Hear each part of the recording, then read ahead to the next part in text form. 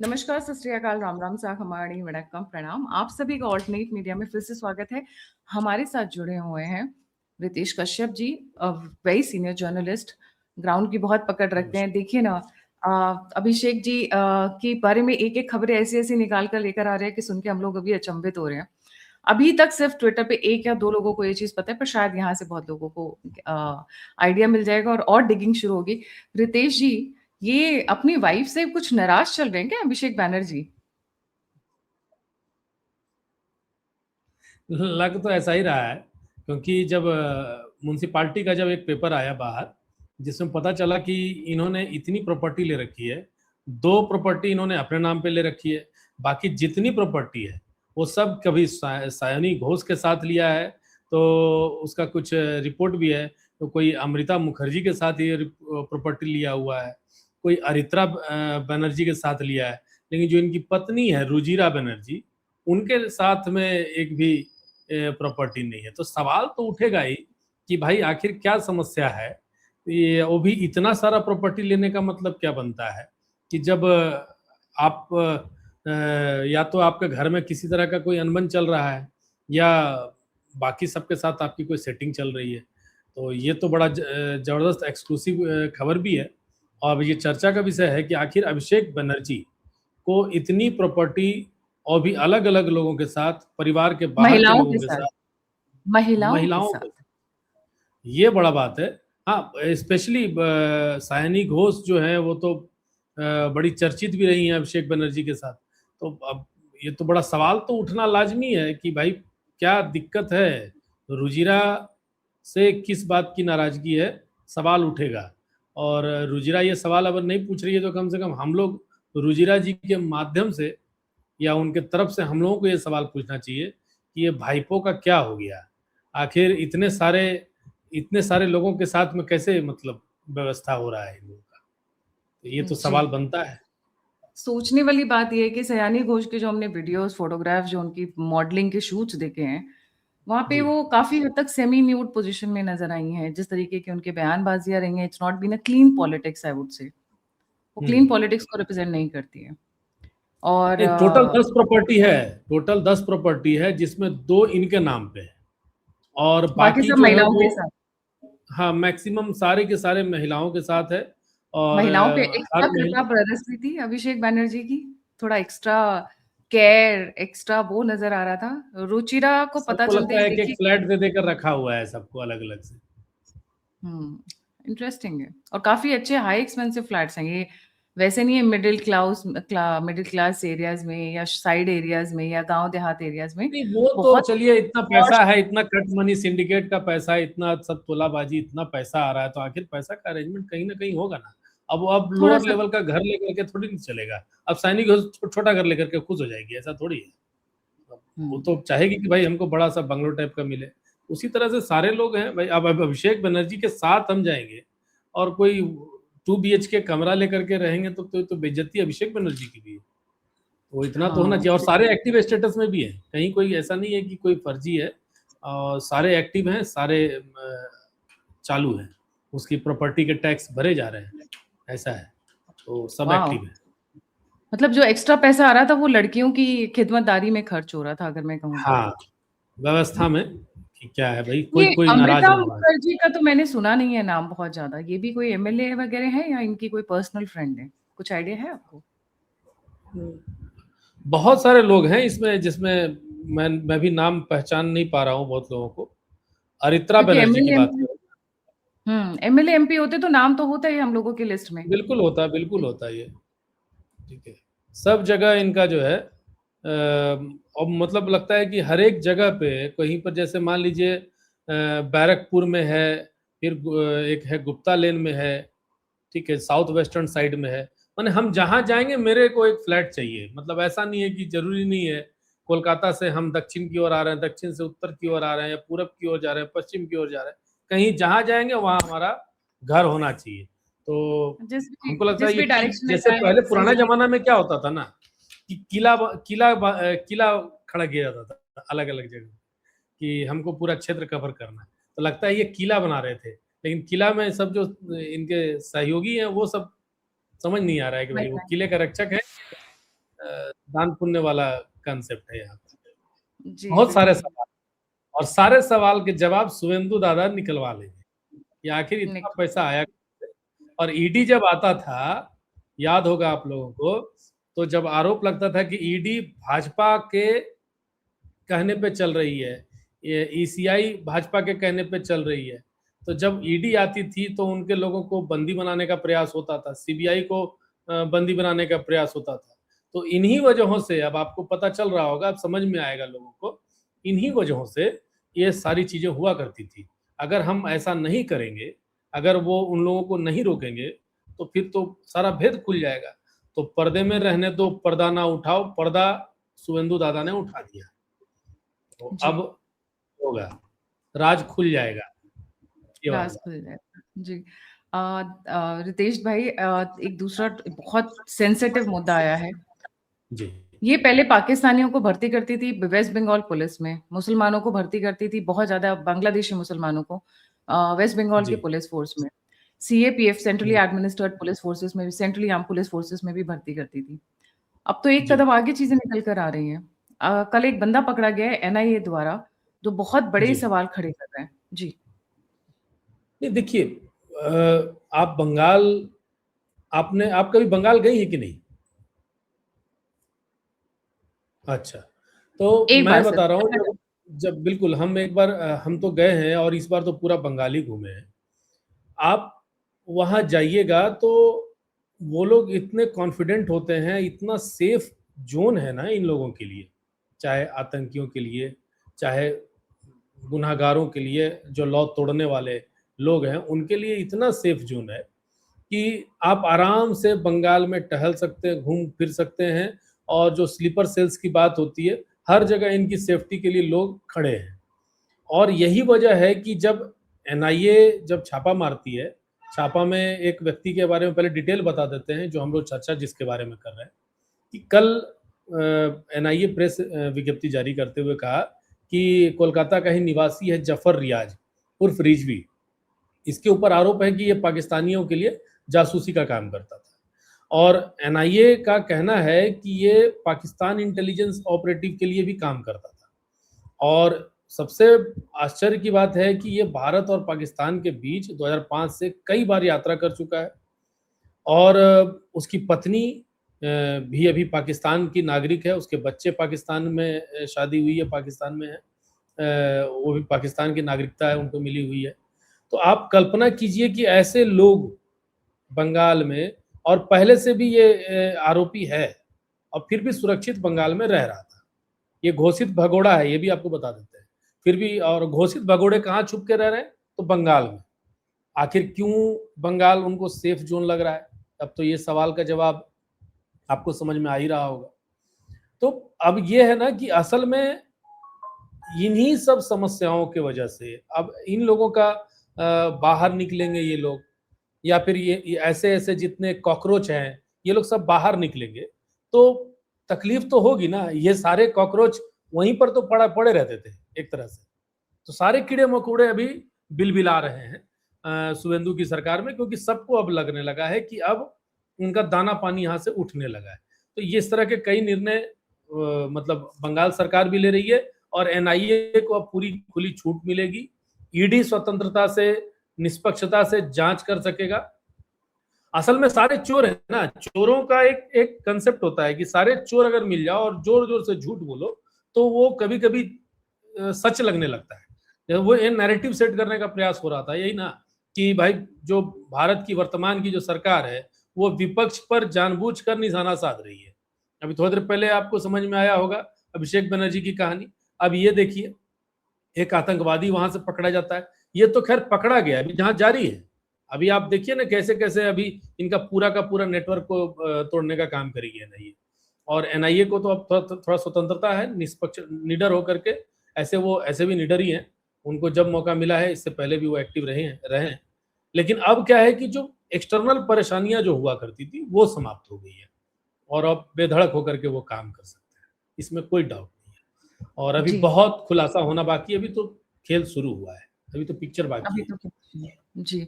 आज फाल्टा में री-पोलिंग के बाद री-पोलिंग है। जी। जी।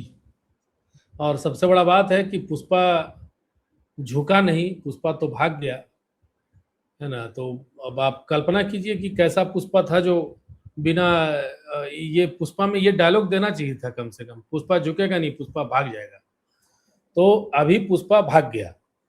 जहांगीर खान वो बड़े अच्छे से वो ये बताने का प्रयास कर रहा है कि हम अब चुनाव नहीं लड़ रहे हैं, हम चुनाव से बाहर आ गए। हालांकि वो चुनाव नहीं लड़ने की बात नामांकन वापस लेने के डेट के पार होने के बाद ये बात कह रहा है। तो वो प्रयास ये कर रहा है कि हम भारतीय जनता पार्टी जो पीड़क कार्रवाई करने वाली है, उसका जो उसके ऊपर जो डंडा चलने वाला है, वो इस बात से बचने के लिए एक गेम खेल रहा है। इस बात को मुझे लगता है कि वहाँ की जो वर्तमान सरकार है वो इतनी नासमझ नहीं है, वो आसानी से समझ जाएगी कि ये ऐसा क्यों किया है। रिजल्ट कुछ भी हो, फाल्टा की जनता को अगर सच में विकास से मतलब होगा, मजहब से मतलब होगा, तो वो जहांगीर खान को चुनेगी, और अगर विकास से मतलब होगा तो वहां पर जहांगीर खान को नकारेगी। जो आदमी इतना दुर्दांत अपराधी है और नटोरियस इसको कहा गया है, नटोरियस करके इसके ऊपर एलिगेशन है, क्रिमिनल, तो ऐसे लोगों को अगर जनता चुनती है, ठीक है, टिकट तो कोई भी दे सकता है, कोई भी नटोरियस दे सकता है, ठीक है, तो लेकिन जनता भी ऐसे नटोरियस को चुन लेती है, तब जनता कितनी नटोरियस होगी, ये बड़ा सवाल है। तो उसका जीतना ये लोकतंत्र के लिए अच्छा नहीं है, ये मुझे लगता है, खास करके बंगाल के लिए। और जी। जिस तरीके से वहां पर अभी माहौल है, शांतिपूर्ण चुनाव हो रहे हैं, पुलिस पूरी निगरानी में है, और अभी जितने भी धमकीबाज रंगदार जितने रंगबाज लोग थे, सब अभी अपने घर में दुबक कर बैठे हुए हैं, सबकी रंगबाजी समाप्त हो चुकी है। और अगर प्रयास भी करके सोच भी नहीं रहे हैं कि हम इस तरह का कुछ काम करें, क्योंकि अगर ऐसा सोचेंगे भी तो उनके लिए पेट में दर्द हो जाएगा बढ़िया से। उनकी मरम्मत की तैयारी पूरी कर चुके हैं। अब तो मुझे लगता है कि पुलिस को भी एक्टिव नहीं, पुलिस एक्टिव ना भी रहे ना, तो भी वहां की जनता को हिम्मत नहीं है कि जाकर के, मतलब बदमाश की हिम्मत नहीं है कि जाकर के कोई इस तरह की हरकत करे।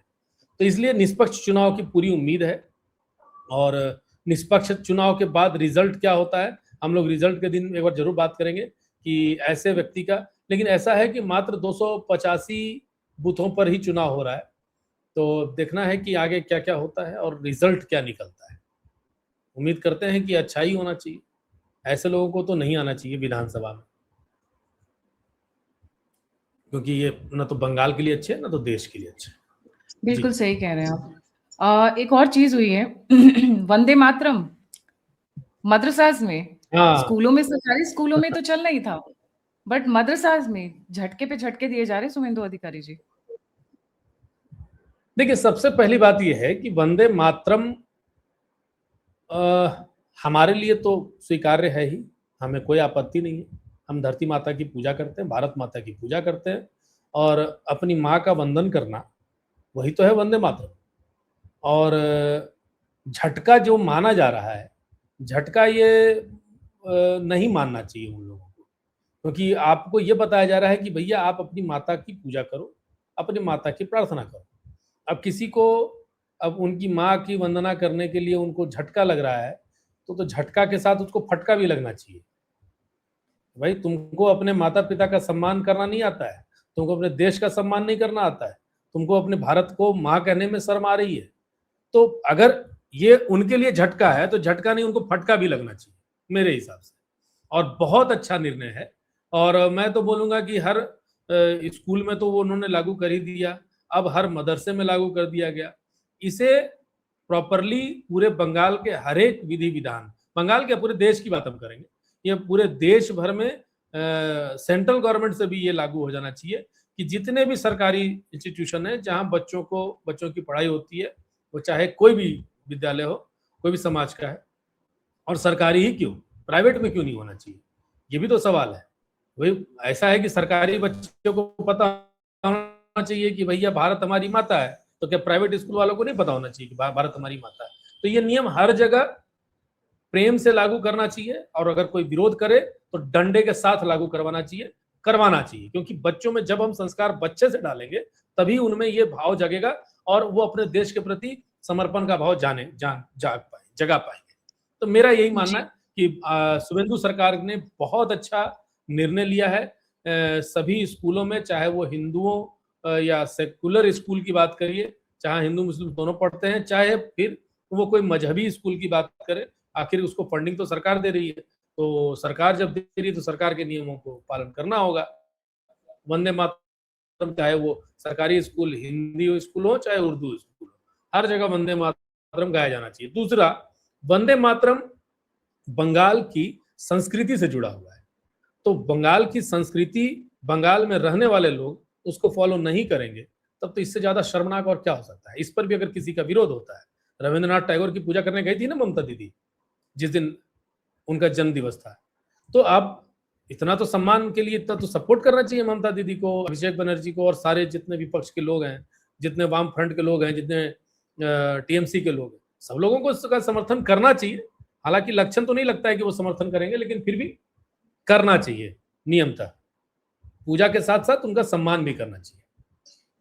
बिल्कुल सही। पिताजी का पांव छूकर वो थप्पड़ मारेंगे तो अच्छा बात नहीं है ना, इसको कहेंगे बहुत हम सम्मान कर रहे हैं, तो इसीलिए सम्मान प्रॉपर होना चाहिए, हर एक जगह होना चाहिए।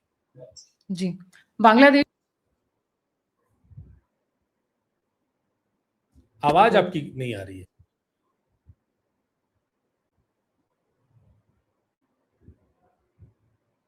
हाँ अभी ठीक है, आपका वॉइस म्यूट है।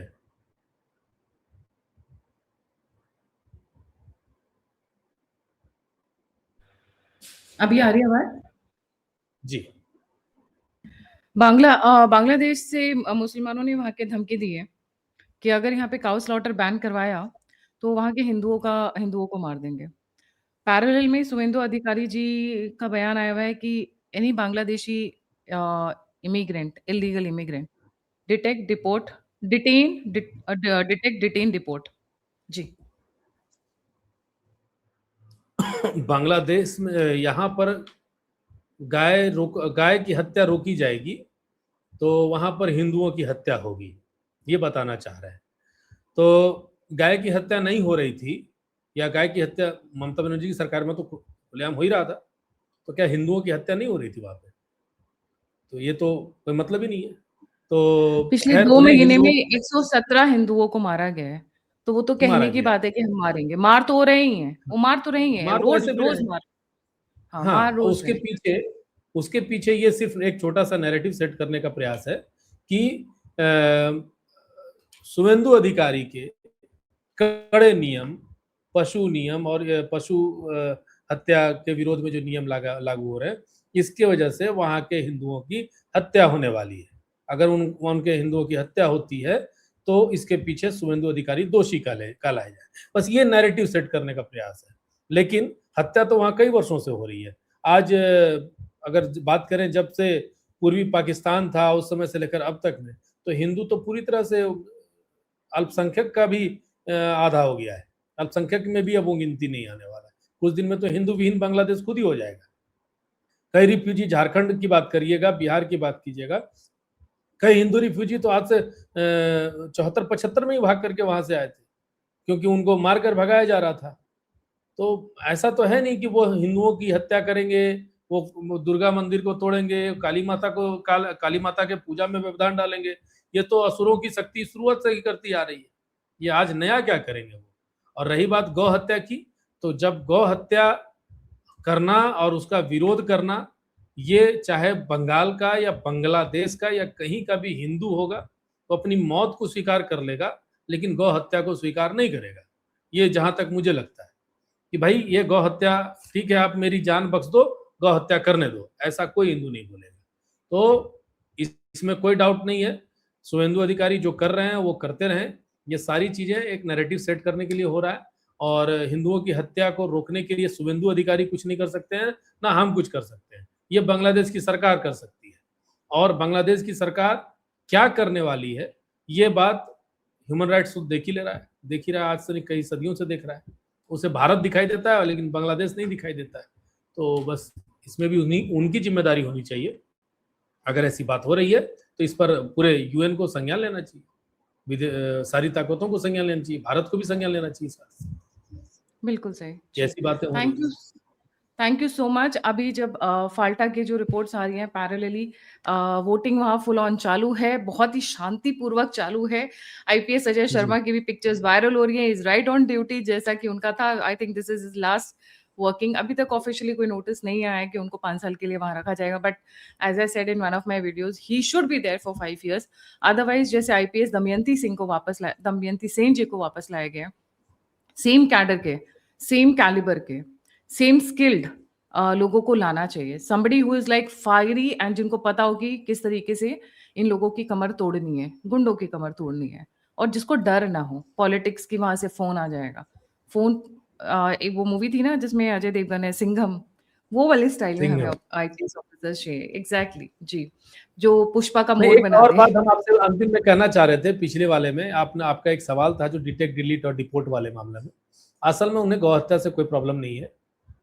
एक्चुअली वो तो उनका बिजनेस से संबंधित है। गौ की तस्करी होती है, चाहे झारखंड से तस्करी होकर के बांग्लादेश पहुंच जाता है, और बंगाल से तस्करी होकर के बांग्लादेश पहुंच जाता है। तो ये तो एक बिजनेस है उनका। लेकिन साथ में जो सबसे बड़ी समस्या है ना, वो शिवेंदु अधिकारी का जो हाल का घोषणा है। एक तो फेंसिंग करना, वहां से वही चोर डकैत जो है वो यहाँ भारत नहीं आ पाएंगे, बंगाल के रास्ते। यहाँ पर जो पहले से मौजूद लोग हैं उनको यहाँ से भेजने की पूर्ण तैयारी कर दी गई है। बीएसएफ को पूरी तरह से पूरी ताकत सौंप दी गई है कि बेटा तुमको ही अब पूरा व्यवस्था देखना है। तो बस ये एक छटपटाहट है कि अब उनका क्या होगा, क्योंकि और तो कोई ऑप्शन है नहीं, बचा नहीं उनके पास आर्थिक रूप से अपने आप को मजबूत करने का। तो बस इसीलिए वो भी थोड़ा परेशान है, और इसीलिए धमकी देने का प्रयास कर रहे हैं कि तुम गौ हत्या, क्योंकि वो ये तो बोलेगा नहीं कि बांग्लादेशियों को भेजोगे तो हम रिएक्ट करेंगे, हम कुछ और करेंगे, क्योंकि बहाना भी नहीं मार सकते हो। तो वो गाय की बात कर रहे थे, बस इसीलिए वो दिशा नजर भटकाना चाह रहे हैं, ऐसा उनका हम मुझे लगता है। जी जी, मैं thank you so much Ritesh ji for joining. जाने से पहले सभी व्यूअर्स से रिक्वेस्ट है, please don't forget to like, subscribe and share the alternate media. अगर आप मेरी मदद और सहायता करना चाहते हैं तो दिए हुए नंबर और यूपीआई पे आप मुझे कंट्रीब्यूट कर सकते हैं। आप मुझसे जुड़ना चाहते हैं, इन्फॉर्मेशन शेयर करना चाहते हैं, तो सभी के सभी लिंक्स डिस्क्रिप्शन बॉक्स में। इसी के साथ जय हिंद, जय श्री राम, हर हर महादेव। हर हर महादेव।